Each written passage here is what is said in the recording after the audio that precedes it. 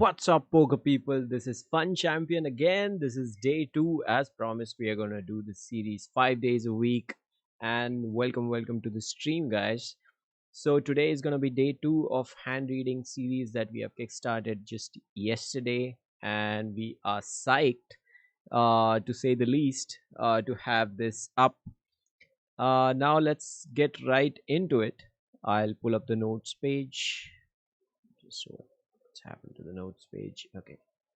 I need to restart that note page because we need to set some expectation, some goals.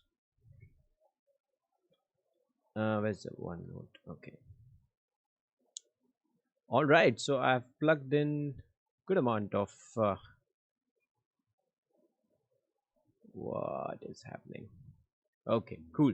So these are our hand reading series goals. I have just put them in order of priority for myself. I'd encourage you all to also do it if you're following along. Welcome 569 poker. Good luck, or good learning, because it's just a learning series. We are learning hand reading along with Sky Matsuhashi. Today is day two. Welcome to the stream, man. So hand reading goals, I'll quickly summarize these.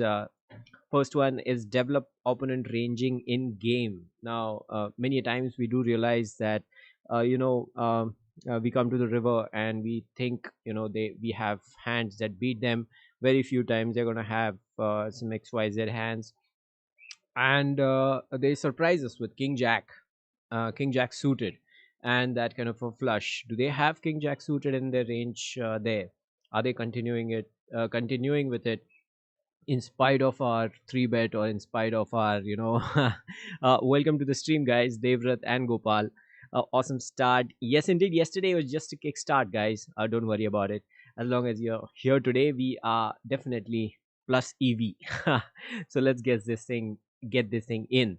So developing opponent ranging in game, it's always easy to go back to a hand and say, aha, he did have ace deuce suited, or those kind of hands in his range. Why didn't I think they would continue with that hand post flop, just because there wasn't a connecting card on the board. um Better understanding of ranges and equities. We have talked a lot about ranges and pre-flop equities in our stream giveaway, guys, but this takes it to the whole next level, which is also analyzing it on flop and the turn, and then ultimately the river. What hands or what part of his range is he coming to the river with? Also, how much of their range are we ahead of? That's another point.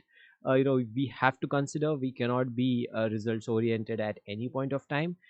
But having said that, we always are going towards showdown, hoping that most of the times we are ahead of them and we are beating them. And that's the whole point of the game, right? We put in chips in the pot to win them, and the only way we can win them is if we are ahead of their range, ahead of their hand, for most part of it. So I've put it in quotes, how much of their range are we ahead of, because honestly, it also becomes like, on the river, if you face a jam and it's like a pot size jam, you have to call off a pot size jam. So you will have to be good at least 1 out of 3 times. That's the basic maths, right?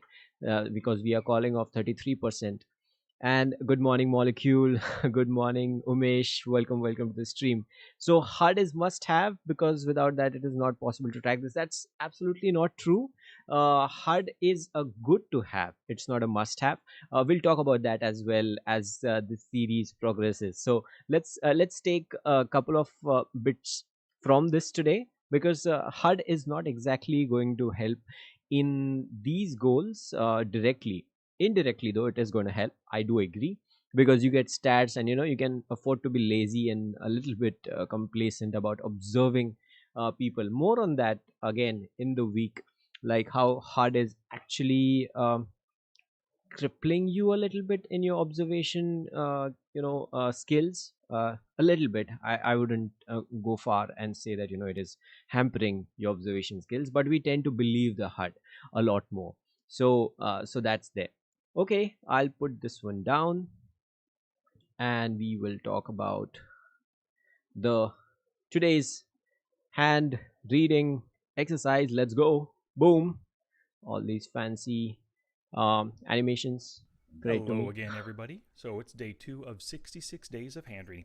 And I forgot to explain this yesterday, but the reason I chose 66 days is because on average Let's it takes follow. 66 days to develop a habit. And the skill of hand because reading is on so average it important. takes We all 66 need days to have it to developed develop a habit. as a habit, not only off the tables. Okay, Every it's time we're just an looking echo at a in his hand, system. doing a hand history review, responding to something in Facebook, posting our own hand on a forum or something.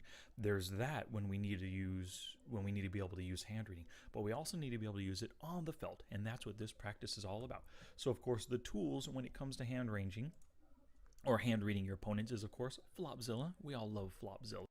All right, I'm getting super impressed by Flopzilla Pro right now, and I plan to get it in a week's time. Next win or next score I'm making in poker is gonna go towards Flopzilla, guys. I don't know, but you guys also should plan. You know, picking up tools which increases audio. Okay, I'll do that. Absolutely. The second tool is Poker Tracker 4. So I have hands that went to Showdown on the Merge Network, which is one of the sites that I play on. It's called Carbon. While I'm there on this site, I am known as Wacky Juan. That is my name, my screen name on that site. So we've got this. We'll find a hand here in just a minute.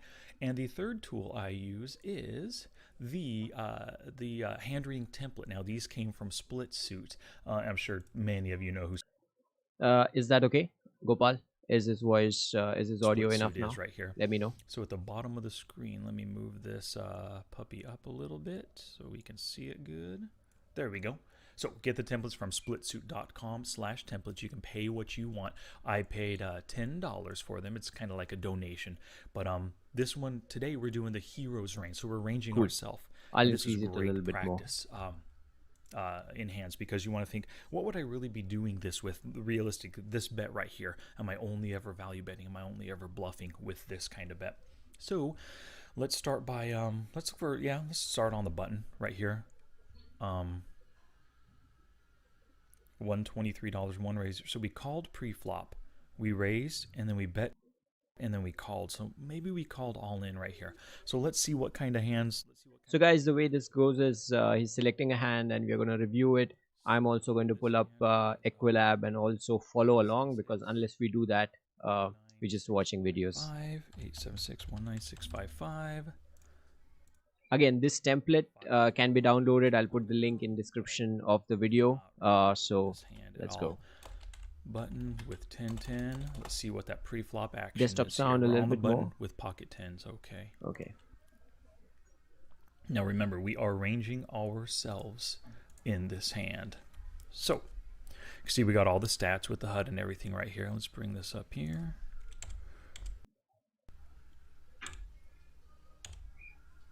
So a 19-5 player over 59 hands. Just thinking about our history with him, all right. He seems like a rather, when Please he raises, he's a the rather tight player. He could be raising with ace king, ace queen here, even pocket nines, something worse than the tens. I'm gonna rewind it a little bit. So a 19-5 player over 59 hands. Just thinking about our history with him, he seems like a rather, when he raises, he's a rather tight player. He could be raising with ace king, ace queen here, even pocket nine, something worse than the tens, but most likely it's like jacks are better, maybe tens are better, and ace king, ace queen. So his range, we either chop with some of it with the ace king, the ace queen part of his range, and he is killing us with his jacks are better for his raise right here. It's a small sample, but we've got to do what we got to do. Now, first off, what am I calling? Well, let's see what the full pre-flop action is. Okay. So another point to note here is having awareness in terms of the action that is taking place. If somebody limps early position or UTG or middle position, usually at low stakes it doesn't mean much, but as we go to mid stakes, people start getting trappy, and they have learned all the fancy stuff about limping aces and limping kings and how that throws opponents off, because they know that limps are going to get squeezes, they are going to get jams. So especially when people are short stacked, or mid stack or medium stack, you can experience, probably you might have experienced, a UTG or early position limp is often dangerous. But let's put that one aside and let's focus on the particular example over here. We see a limp. With his jacks or Look at chop this. with some of it with the ace king, the ace queen part of his range. So everybody folds, and okay, about HUD again, as Gopal mentioned, we need a HUD, otherwise we won't know this 19.5, which means BPIP and PFR are 19% and 5% respectively, which means they are opening or they are playing 19 or 20% hands that they get. What does it mean? 20%, which means one in every five hands they are playing. And as we know, that is just about right kind of a percentage to play hands. If somebody is like having 64 or something, what is this? They have 64% VPIP, so you know they are a loose player. They are almost going to take a stab at as many flops as they possibly can. So this does help, but when you sit on a table and two orbits, three orbits go on, and you see that every single orbit, three hands, this guy is putting in at least a limp or some call, um, or calling an open that has already happened from a position upstream.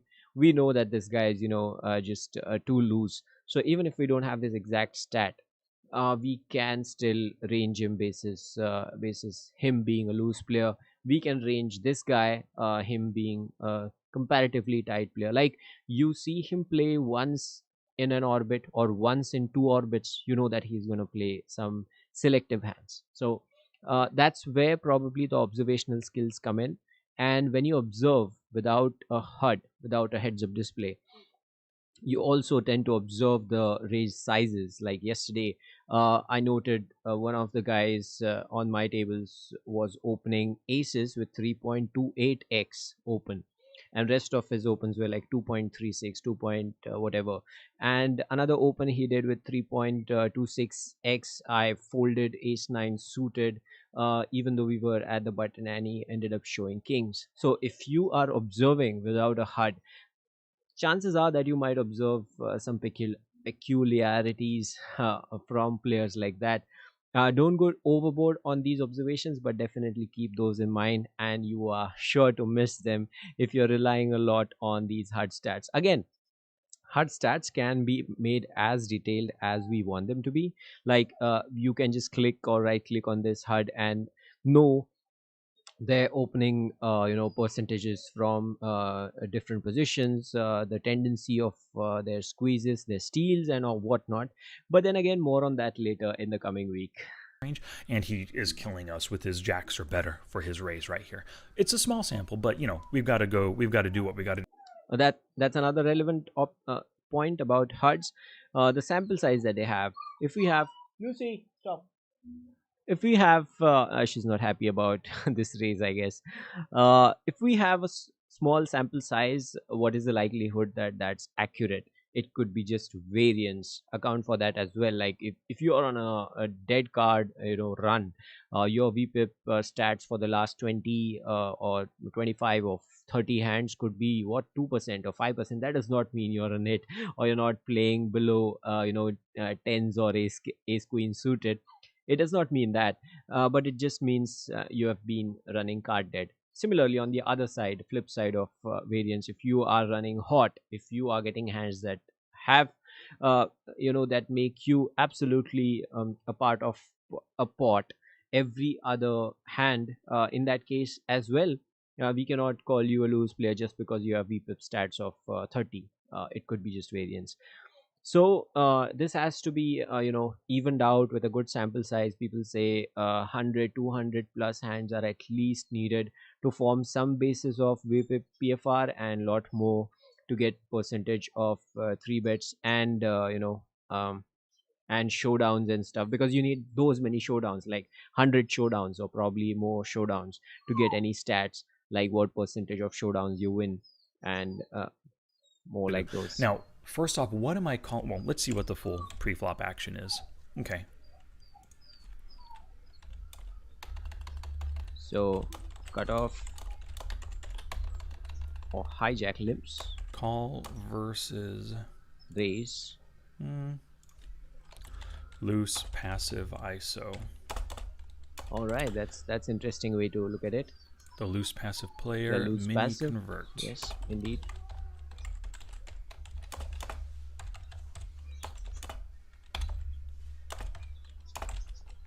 Okay, cool. Flop comes down, whatever it ends up coming down as. We'll see in a sec. So first, before we go any further, let's see what our range for calling is right here. We had a limper, then an ISO raise, and then we called. What are we calling with? It's not a 2-bet range. Calling the 2-bet range is right here. Now, All right, so this is another beauty of Flopzilla. You can make your own ranges, and you can decide and define your ranges basis. Are you calling a 2-bet? Are you calling a 3-bet? Or what percentage of your range are you going to call with? And also, as you know, all these ranges are constructed with a decent player profile in mind, which means jacks or queens or kings plus are not going to be calling, they should be raising. That's the basis or now understanding remember, of we this are on the particular button, so let's look at kind of exercise. a wider range to start with. Calling with the tens. Probably call with jacks right here. I don't know that I would go this wide. Probably wouldn't be calling that. I like the 8-6 suited. Lucy, no, stop. I'm not a fan of calling that right there. I wouldn't be calling these. Against this ISO, let's see, what other players do we have to act? Now, we've got an aggressive 3-better right here. How often does... Wow, in this hand reading series, we are also getting loads of information to process and to apply in our games as well.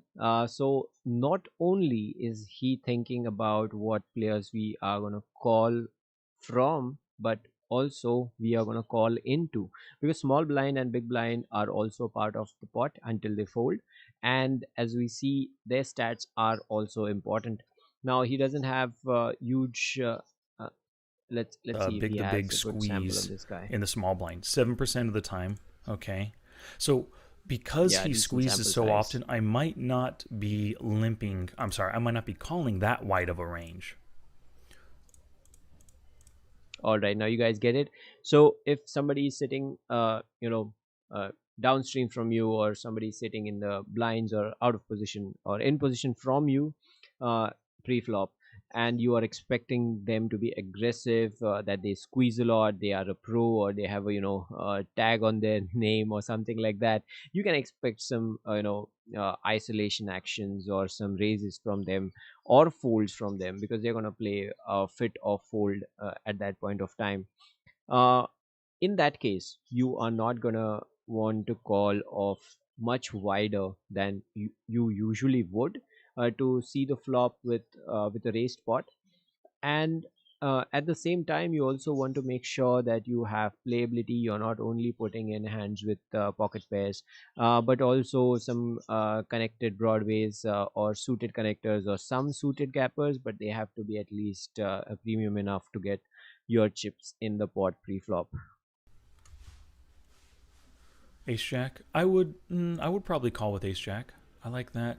I would call with the King Queen. Ace Queen off suit, I would call there. Ace 9 off, no. Probably wouldn't be calling that. Wouldn't be calling that. Wow. So another point to note is, we are also thinking and talking about ranges a lot, and as you can see, it's very easy by this color code to observe.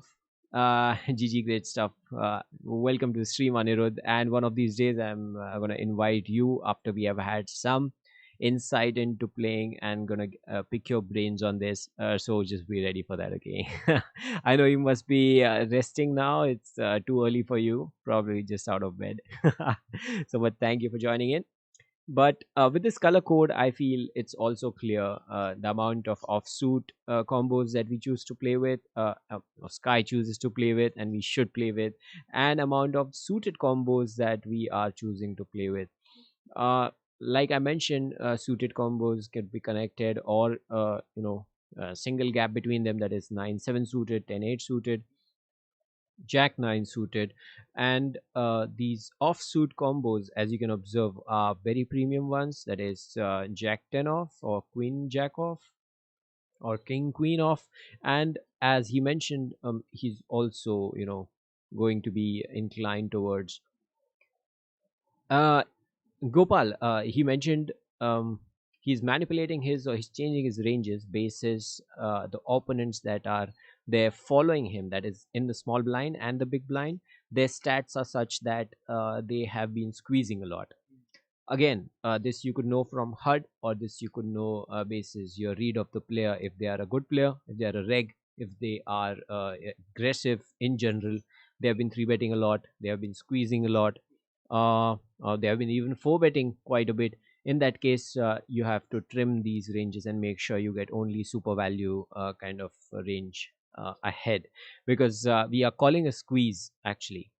And three players are left to act: small blind, big blind, and the initial limper. We don't know if the initial limper is tricky or straightforward, but it looks like a straightforward limper over here. We'll talk more about that in the following days. Jack 10, Queen 10. Probably not. No, none of the tens. Ace Wow, 10 look at that. off would He be also trimmed off Jack 10 off. Like, I would probably call Jack 10 off, but um, probably makes sense because off suited, you know, hurt your chances significantly of possibility of making good hands, multiple good hands. the worst 10 offsuit. Offsuit. Because let's face it, Jack 10 off, what are exactly we looking at? Even if we make a single card flush, it is very likely that squeezing or defending range from the blinds is going to be so strong, they are going to beat us, beat our single card straight. And with Jack 10 off, we are pretty much hoping that we hit the lower end of the straights, uh, in some connection with the flop. And even if we make top pair, or even if we make marginal pair, we are not we are at best in bluff catching mode, as they say, which is not the best thing to do. So 10 let's that go would ahead. call. Most likely, I'm not even a fan of calling these with such an Wow. aggressive player yet to act after me, and You another see that? aggressive player right here. His three bet, his squeeze out of the big blinds 20% of the time, 2 out of 10. Yeah, I'm definitely going to be calling with kind of a tighter range That's brilliant. because don't even like calling with those. Oh, I'd call 7-6. I think 10-8 would be the lowest I would go down calling right here. And I'm fine with calling these. Oftentimes, I would be 3-betting some of these, but these can be in my calling range as well. That's brilliant. King Queen suited is in my calling range too. So you guys see how strong his calling range is, basis these particular hands, and also obviously all these pocket pairs right until jacks. So if there's a squeeze behind, if there's a limp, there's a squeeze, and there are blinds to go which have aggressive stats.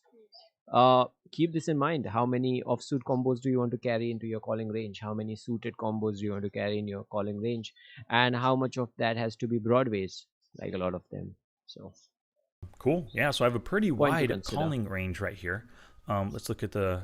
He's got a full stack behind. Yeah, so I'm getting implied odds to call those small ones. Okay, cool. So this is our range. By implied odds, he means the possibility of flopping a set and actually stacking them off, because they might hit something else, and basically a hidden hand. Uh, that's what we mean by implied Right now. odds. See what happens. 10, deuce, 5. Nice. Top set. Wow. Heart, club, spade. Think about how you play your top sets. I play them a little bit passively because we have potentially, the best hand. We are blocking all the tens from their range. So what are they going to call with unless they have an overpair? In which case they are anyway going to lead. So it doesn't make any sense to lead out from our end for most part of it. That's my thought process right now. Early on, I've always been putting money in the pot because as always, afraid of being outdrawn. These days, I'm finding myself going for value, which means I don't rush my chips into the pot. I like to induce more bets from the opponents. If they catch a piece on the flop, they are definitely betting in. Overpairs, they are definitely betting in. So we do not need to lead and show strength of our Spade. hand.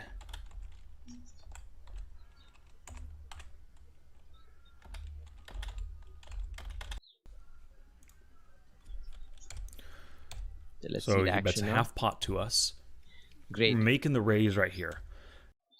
Okay, when we are bet into, at that point of time, what we choose to do is also critical.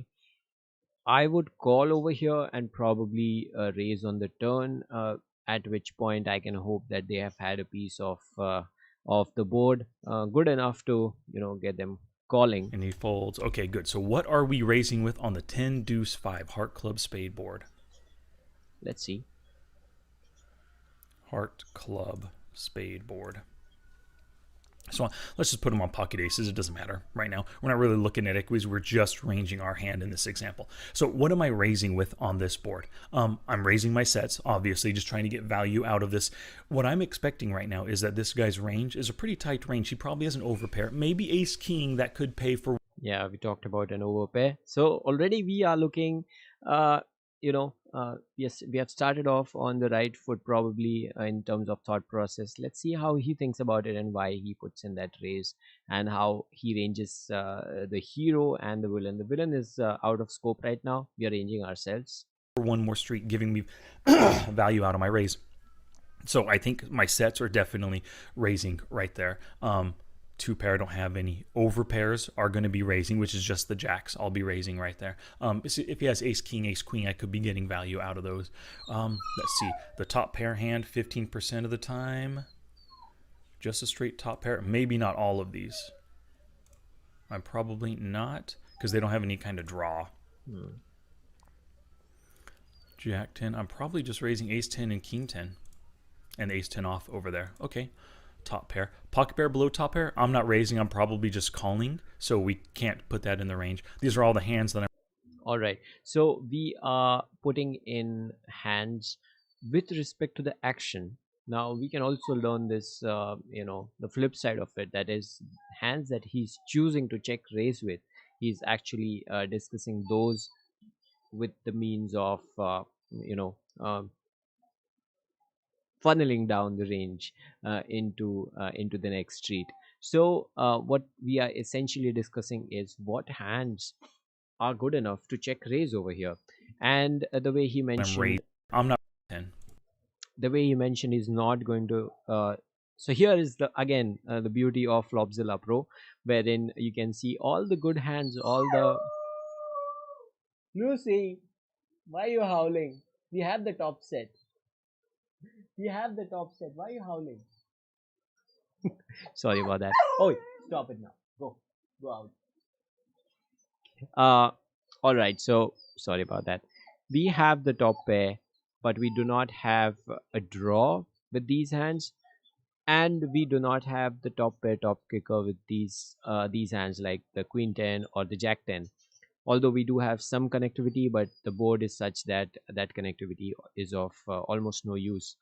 With king 10 and ace 10 suited and off, we do have the top pair top kicker, which means we can probably raise and put in more chips in the pot, partly for protection, partly for value. And ace 10 off over there. Okay, top pair. Pocket pair below top pair, I'm not raising, I'm probably just calling, so we pocket can't pair put that in the below range. the top These are all... pair is essentially a marginal made hand. If we want to discuss marginal made hands, we can do that in another video. But if we do not have the top pair, if we have the second pair, which is probably not on the board, like what's the board, 10 5 deuce, and we have like pocket nines or pocket eights, what are we going to do with those? Like those are all in our range as well.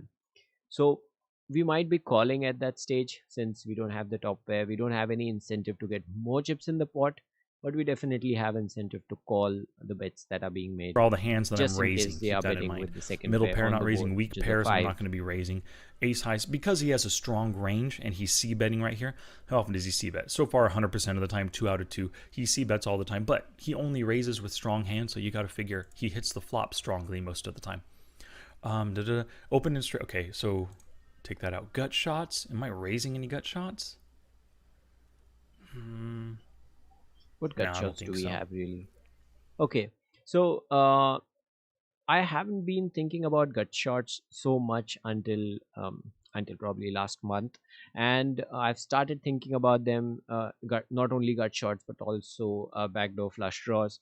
Like if we have this one of these suited combos of heart or club, I will think about the tiny amount of equity we have with that backdoor flush draw in case it makes it.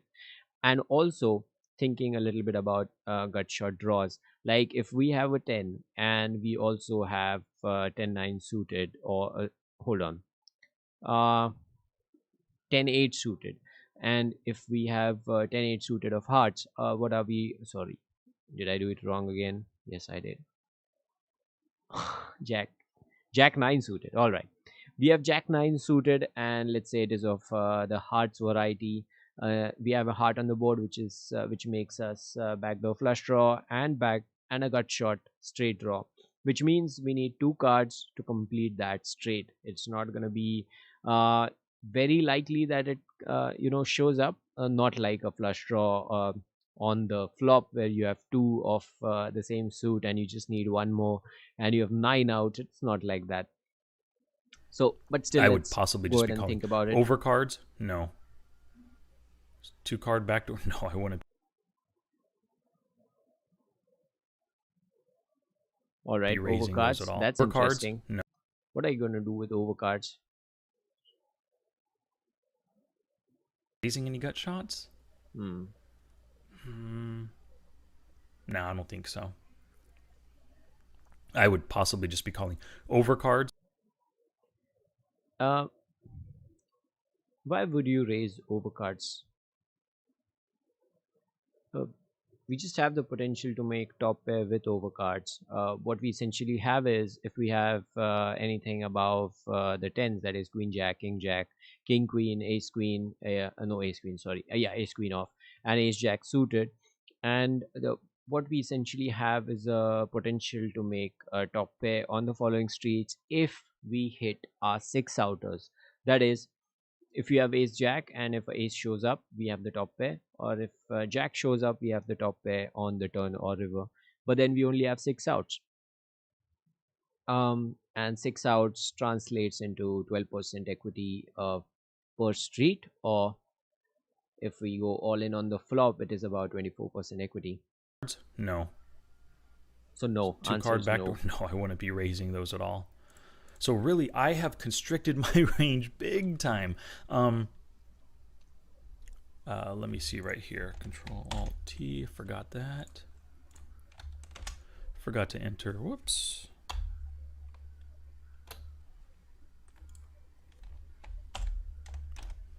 Forgot to enter my pre-flop range. Pretty tight range overall. I enter the board and stuff, but I don't want to lose it all. So let's see this here. Bring this over.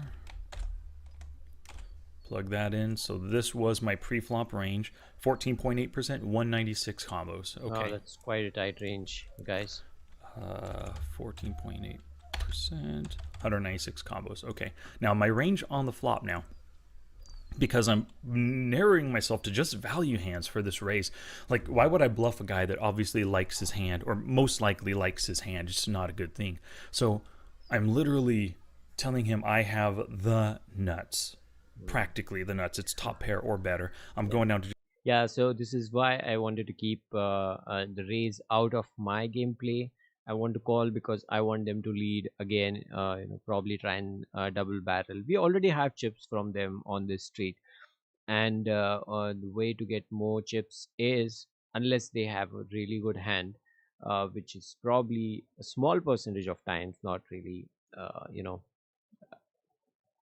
not really going crazy with that assumption. But if that is the case, then fine.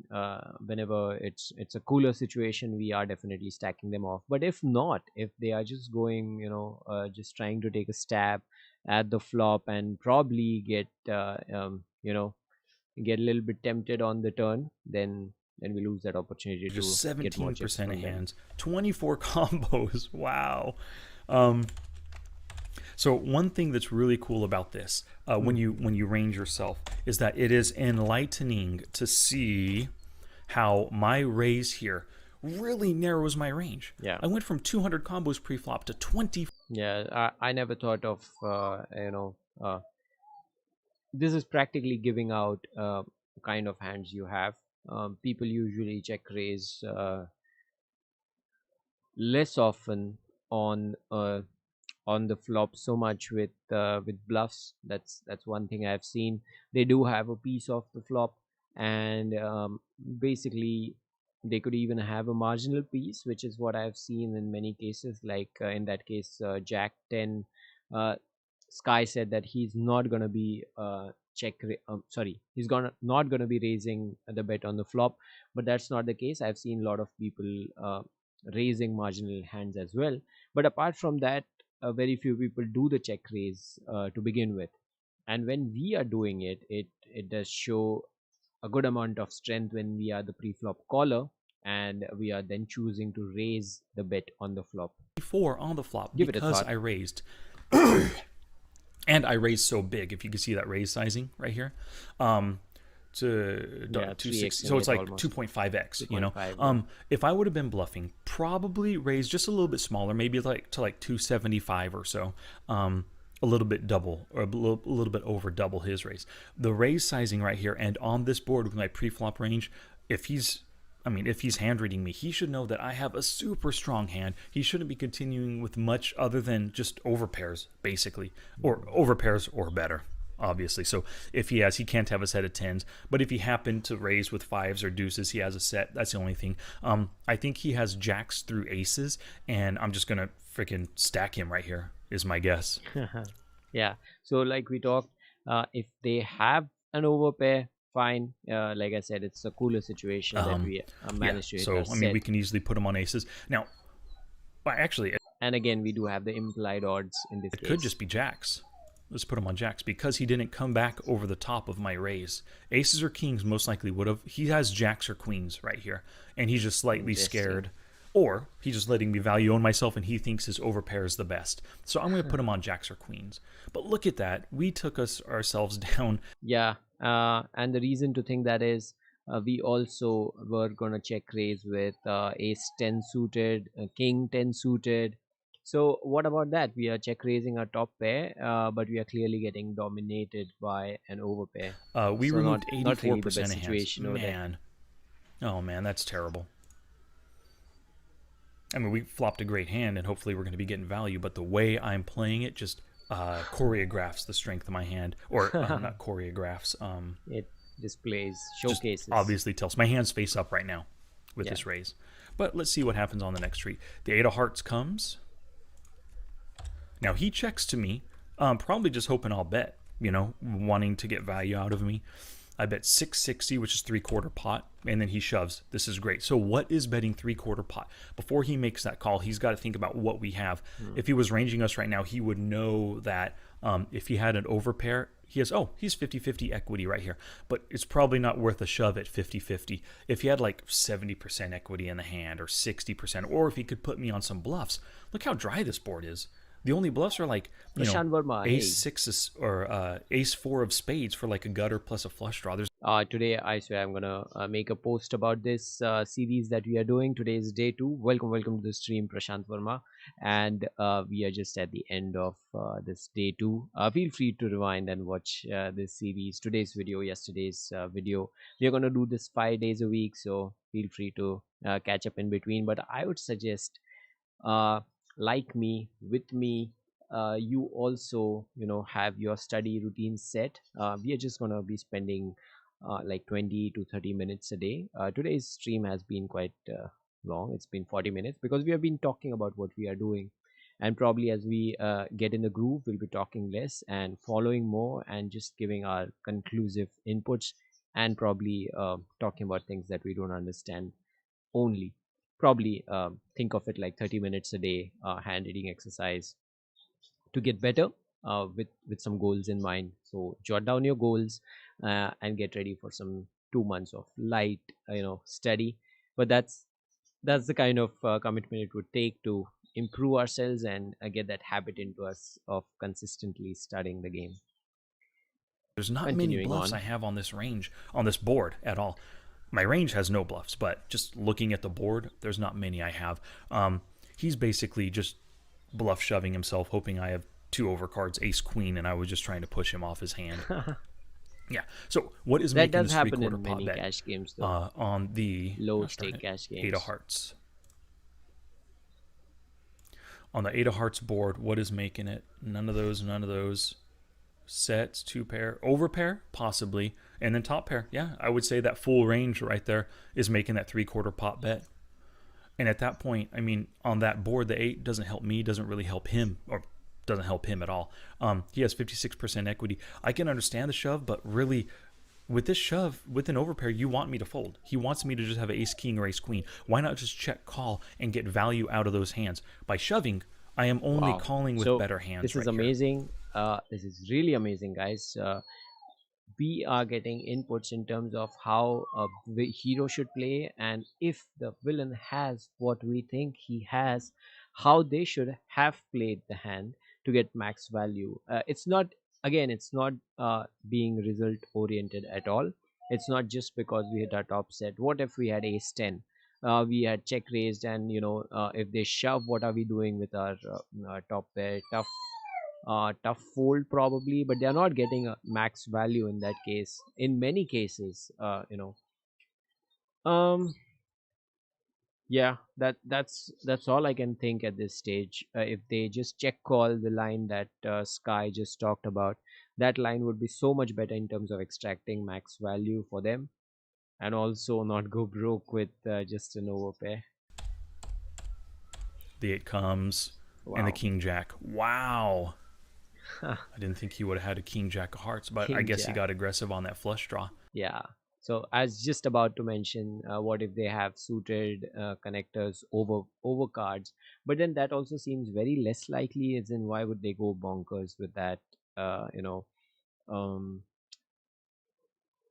Actually, yeah, the line does talk about suited connectors and overcards, especially on the turn. They picked up equity, so they could barrel off a little bit more and putting max pressure by just shoving it. But probably what they did was classic mistake I often ended up doing much frequently earlier, which is try and put pressure on someone without realizing what hands they might be following this line with. In our case, we saw that tens check, not check, sorry, tens raising the bet on the flop, and then also getting pretty aggressive on the turn is a sign of good amount of strength. And as Kai mentioned, we were actually showcasing here, I think that's the word he was trying to find. We were showcasing the strength of our hand big time. It was only up to them to read it and probably back down. The chips lost in aggression pre-flop on the flop are already lost. They are in the pot. They don't belong to us or the villain. So probably trying to pressurize does help in some scenarios, but unless opponent is really good and they bluff so much, this move is only going to run into walls. Why would he call with a king jack of hearts? Only has 26% equity before that one. Only had 19% equity. Man, what a bad play on his part. Mhm. Good though. But yeah, you can see a great lesson learned is that when you range yourself, you see how your plays kind of condense or restrict or limit your range. Yeah. I was limited with that flop bet to just have Hey, basically thank you for the top pair kind better. words, And this Prashant.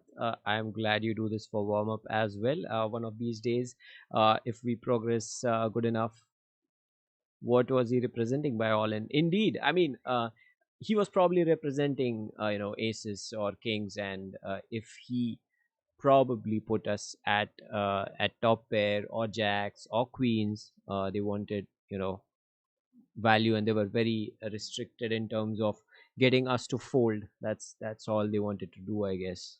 So that's something that I can take from this moving forward is that I can kind of just pay attention and be more aware of what my plays tell my opponent my ranges. Yeah, so that's it. Thank you very much, everybody. I will continue these. This was day 2 of 66. I have 64 more days to go. Let's That go. leaves us September, October, early November. I'll be wrapping this up. But yeah, I'm Nah, just nah, gonna we'll be keep on wrapping it keeping up on with in this. like You guys can follow May, suit. June. Just study along with me. Do a hand reading example right now. Whip out Flopzilla. Whip out Poker Tracker 4. Find a showdown hand. We are gonna do that, guys. I guess this was very fruitful. Where is it? Yeah, this was very fruitful day today. We learned a lot about what we are representing by our actions on the streets. Do not think about your hand alone. Think about the range that we are carrying forward. Think about how strong we are presenting ourselves with certain actions. By check raising, what are you trying to represent? What story are we telling with that check raise? Is the question we need to ask. And at the same time, if somebody else is check raising, check shoving into us, we need to ask the same ourselves. Like if there's a flush draw on the board, on the flop, and i I check, I see a check shove, I would very easily assume they have some sort of a flush draw. And then it would be again a calculation of odds and equities to determine if you're going to call that all in or not. And well, that is pretty much it, guys. Meantime, I'll just share this note that we made earlier today. Our goals are to develop in-game ranging. Now it makes sense as we are doing these exercises. In-game ranging, if our opponent had this goal before you got into that hand, probably they would range Sky or the hero better in terms of having really strong hand and choose to fold or not go crazy with that bluff. And better understanding of ranges and equities of ranges as they go through the streets. Third one is how much of the range are we ahead of? That's a beautiful question, I believe, to ask ourselves time and again. And the last one is to form a good study routine, guys. I guess this cannot be stressed enough in terms of importance and how it is going to reflect. It's also good to take a time off from the play and not be continuously. I mean, poker and learning or playing poker doesn't 100% have to be on the tables all the time. It can be a little bit off the tables and looking at what just happened, or what a few hands that we are absolutely confused with. Was it easy to range opponents? Sometimes it is not easy to range opponents. I get that. I agree.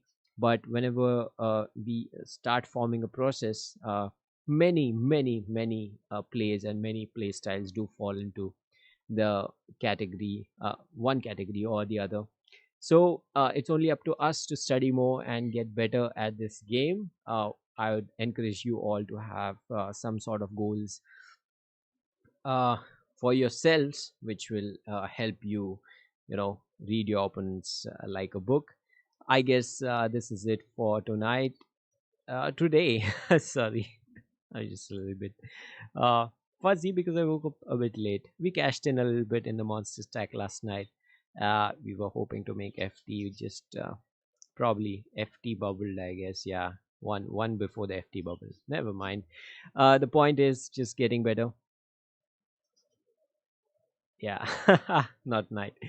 But yes, thank you so much for joining in, guys. It's gonna be day 3 tomorrow. Meantime, I'll make a post and talk a little bit about what we are doing, so we can have such good vibes and good learning energy in the chat and on our streams. Thank you so much for joining, and I think we should be off for the day. Good luck at the tables. Bye bye, guys. Keep winning.